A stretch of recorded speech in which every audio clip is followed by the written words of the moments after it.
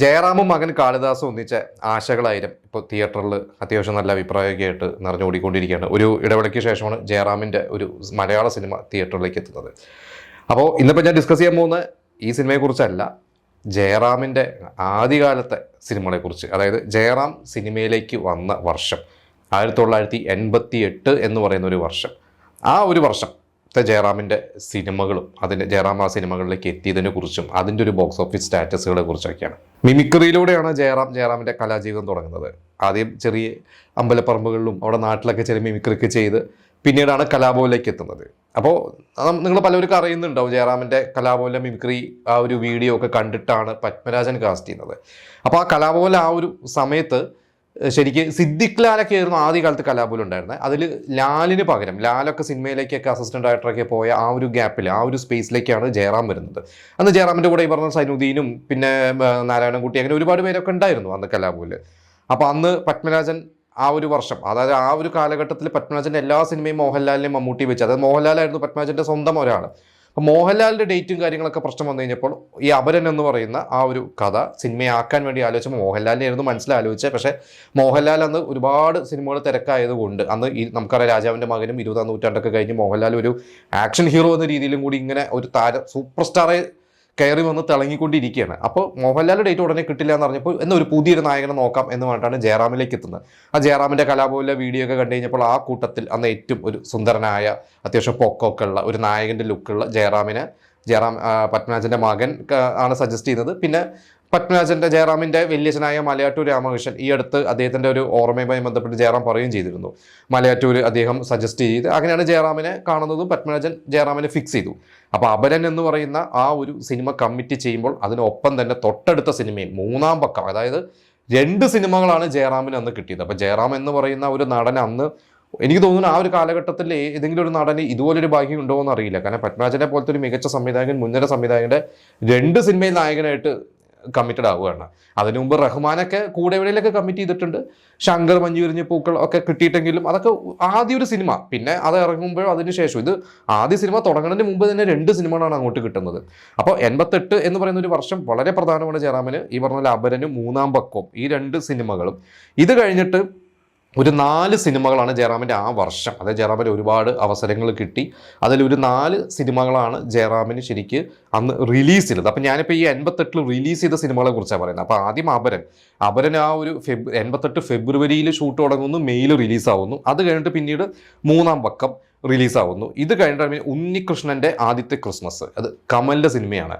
അപ്പോൾ അതിലൊരു രസകരമായ കാര്യം, മുമ്പത്തെ വർഷം 87 ഇതുപോലെ തന്നെ കമല് കാക്കുത്തിക്കാവിലെ അപ്പൂപ്പന്താടികൾ എന്ന് പറയുന്ന ഒരു സിനിമയുടെ ഷൂട്ടിങ്ങുമായി ബന്ധപ്പെട്ട് അതിൻ്റെ ലൊക്കേഷൻ കണ്ടുമായി ബന്ധപ്പെട്ടിട്ട് ഒരുപാട് സ്ഥലങ്ങൾ ഇങ്ങനെ അന്വേഷിച്ചിട്ട് അതൊരു കാവും കാര്യങ്ങളൊക്കെ അന്വേഷിച്ചൊക്കെ വന്നു കഴിഞ്ഞപ്പോൾ പെരുമ്പാവൂരെത്തി.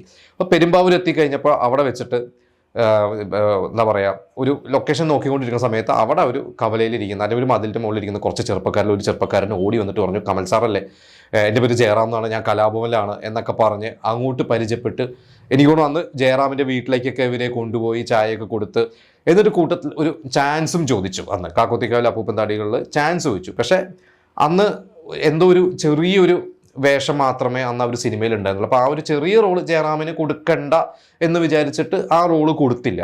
പക്ഷേ അത് കഴിഞ്ഞപ്പോൾ തന്നെയാണ് ഈ കമൽ കാക്കുത്തിക്കാവിലെ അപ്പൂപ്പന്താടികൾ ജയറാം സംസാരിക്കും, ഒരു ഡിസ്കഷനൊക്കെ കഴിഞ്ഞ ശേഷം തൊട്ടടുത്ത 2-3 മാസം കഴിഞ്ഞപ്പോൾ തന്നെയാണ് ഈ പറയുന്ന പോലെ പത്മരാജൻ ജയറാമിനെ കാസ്റ്റ് ചെയ്യുന്നത്. അപ്പോൾ ഒരിക്കൽ ചാൻസ് ചോദിച്ചു അതേ സംവിധായകൻ തൊട്ടടുത്ത വർഷം തന്നെ ജയറാമിനെ നായകനാക്കിയിട്ട് ഉണ്ണികൃഷ്ണൻ്റെ ആദ്യത്തെ ക്രിസ്മസ്, അതിൽ സുരേഷ് ഗോപിയുണ്ട്.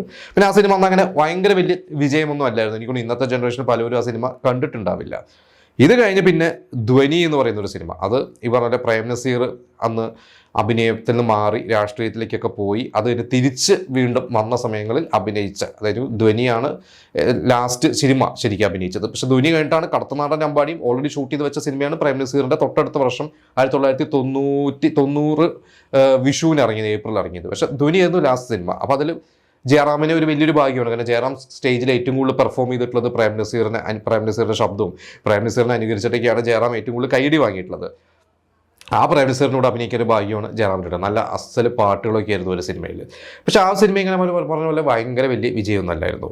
പക്ഷേ ഇത് കഴിഞ്ഞിട്ടുള്ള ഒരു 2 സിനിമകൾ, അതിൽ വിറ്റ്നസ്സും പൊന്മുട്ടിടുന്ന താറാവും, ഈ 2 സിനിമ ജയറാം എന്ന് പറഞ്ഞ നടന് ഒരു കമേഴ്ഷ്യലി ഈ പറഞ്ഞ പോലെ ജയറാമിന് ഭയങ്കര ഗുണം ചെയ്തു. അതിൽ വിറ്റ്നസ് വിജയ് തമ്പിയാണ് സംവിധാനം ചെയ്തത്. അപ്പോൾ വിജയ് തമ്പിയുടെ രണ്ടാമത്തെ സിനിമയാണ്, അതായത് ഡേവിഡ് മിസ്റ്റർ ഡേവിഡ് എന്ന് പറയുന്ന സിനിമയ്ക്ക് ശേഷം ചെയ്ത സിനിമയാണ് വിറ്റ്നസ്. അപ്പോൾ ഇതിലും വിജയ് തമ്പി പറഞ്ഞിട്ടുണ്ട്, അതിൽ ജയറാമിൻ്റെ ആദ്യ സിനിമ ഇറങ്ങി ഒരു 2-3 ആദ്യ സിനിമ ഇറങ്ങുമ്പോൾ തന്നെ കമ്മിറ്റ് ചെയ്ത സിനിമയാണ്. അതിൽ ജഗതി ശ്രീകുമാറും ജയറാമും ത്രൂ ഔട്ട് നമുക്കറിയാം വി ഹെൽപ്പ് എന്നൊക്കെ പറഞ്ഞ് 2 ചെറുപ്പക്കാർ സ്വയം തൊഴിൽ കണ്ടെത്തുന്നതൊക്കെയാണ് അതിൻ്റെ കാര്യങ്ങൾ. ഒരു ത്രില്ലർ മൂഡിൽ പോകുന്ന സിനിമയാണ്.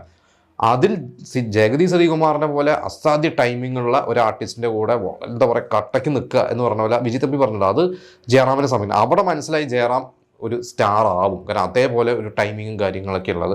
ആ സിനിമ ഭയങ്കര ഹിറ്റായ ഒരു സിനിമയായിരുന്നു. പിന്നെ പൊന്മുട്ടുന്ന താറാവ്, ഈ പറഞ്ഞ പോലെ സത്യനന്ദിക്കാട് എന്ന് പറയുന്ന ആ ഒരു സംവിധായകൻ്റെ ക്യാമ്പിലേക്ക് ജയറാം എത്തുന്നത്. അതുവരെ നമുക്കറിയാം സത്യനന്ദിക്കാട് മോഹൻലാൽ സിനിമകളൊക്കെ ചെയ്യുന്നു, ഇടയ്ക്ക് മമ്മൂട്ടി വെച്ച് ശ്രീധരൻ്റെ ഒന്നാം തരി മുറിവൊക്കെ ചെയ്തിട്ടുണ്ട്. പക്ഷേ ഇത് ഈ പൊന്മുട്ടുന്ന താറാവ് രഘുനാഥ് പലേരി അതിൻ്റെ ഒരു സ്ക്രിപ്റ്റും കാര്യങ്ങളൊക്കെ ആദ്യം എഴുതുമ്പോൾ എനിക്ക് തോന്നുന്നു 88-ലാണ് അത് ഇറങ്ങിയത്. ഏകദേശം 2 വർഷം മുമ്പൊക്കെ ഇതിൻ്റെ സ്ക്രിപ്റ്റിൻ്റെ കാര്യങ്ങളൊക്കെ വരണം. അപ്പോൾ അന്ന് രഘുനാഥ് പലേരി ഇത് ആലോചിക്കുമ്പോൾ തട്ടാനായിട്ട് മോഹൻലാലായിരുന്നു മനസ്സിൽ. അപ്പോൾ മോഹൻലാൽ തട്ടാനും പിന്നെ ആ ഗൾഫിൽ നിന്ന് വരുന്ന ആ ഒരു ക്യാരക്ടറായിട്ട്, അതായത് ആ നായികനെ കല്യാണം കഴിച്ച ഭർത്താവിൻ്റെ ക്യാരക്ടറായിട്ട് ശ്രീനിവാസനും ഇങ്ങനെയായിരുന്നു മനസ്സിലാലോചിച്ചത്. പക്ഷേ പിന്നീട് കുറച്ച് കഴിഞ്ഞപ്പോൾ അത് മോഹൻലാലൊക്കെ അപ്പോഴേക്കും വലിയൊരു സ്റ്റാറൊക്കെ ആയപ്പോൾ മോഹൻലാൽ ആ ഒരു സിനിമയ്ക്ക് വന്നു കഴിഞ്ഞാൽ ചിലപ്പോൾ അതൊരു ദോഷം ചെയ്തേക്കാം എന്നുള്ളൊരു ചിന്തയിൽ കുറച്ചുകൂടിയും ലൈറ്റായിട്ടുള്ള ഹീറോസ് മതി എന്ന് പറഞ്ഞാൽ ഹീറോ ആയിട്ട് ശ്രീനിവാസം വരികയും ആ ഒരു ഗസ്റ്റ് റോൾ അല്ല ശരിക്കും, അത് ഒരു അത്യാവശ്യം നല്ല റോൾ തന്നെയാണ്. ആ ഒരു റോളിലേക്ക് ജയറാമും വന്നു. അപ്പോൾ അത് ജയറാമിനും ഭയങ്കരമായിട്ടൊരു ഗുണം ചെയ്തു. കാരണം ഇത്രയും എനിക്കൊണ്ട് ജയറാം സിനിമയിൽ വന്നിട്ട് ഒരുപാട് ആർട്ടിസ്റ്റുകളുടെ കൂടെ ഒരു ഇന്നസെൻറ്റും ഇവരെല്ലാവരുടെയും കൂടെ ഭയങ്കര ശക്തമായിട്ടുള്ള റോൾ ചെയ്ത ഒരു സിനിമയായിരുന്നു പൊന്മുട്ടുന്നതാണ്. അപ്പോൾ ഇത്രയും സിനിമകളാണ് 88, അതായത് ആദ്യ സിനിമ ഇറങ്ങുന്നതിന് മുമ്പ് തന്നെ അവസരങ്ങൾ കിട്ടുന്നു. ബാക്ക് ടു ബാക്ക് സിനിമകൾ കിട്ടി ഒരു 5-6 സിനിമകൾ ആദ്യ വർഷം, ഇതിൽ പലതും സൂപ്പർ ഹിറ്റ് ആവുന്നു. അപ്പോൾ 88 ഡിസംബറൊക്കെ ആകുമ്പോഴേക്കും ജയറാമിന് അടുത്ത ഒരു വർഷത്തേക്കുള്ള ഒരുപാട് സിനിമകൾ ജയറാമിന് അവസരങ്ങൾ വന്നു തുടങ്ങി. കുറേ സിനിമകൾ ജയറാമിന് ഒഴിവാക്കേണ്ടി വന്നു, കുറേ ജയറാമിൻ ചെയ്തു, പലതും ഹിറ്റായി. അപ്പോൾ ആ സിനിമകളെ കുറിച്ചൊക്കെ നമുക്ക് മറ്റൊരു എപ്പിസോഡിൽ ചർച്ച ചെയ്യാം.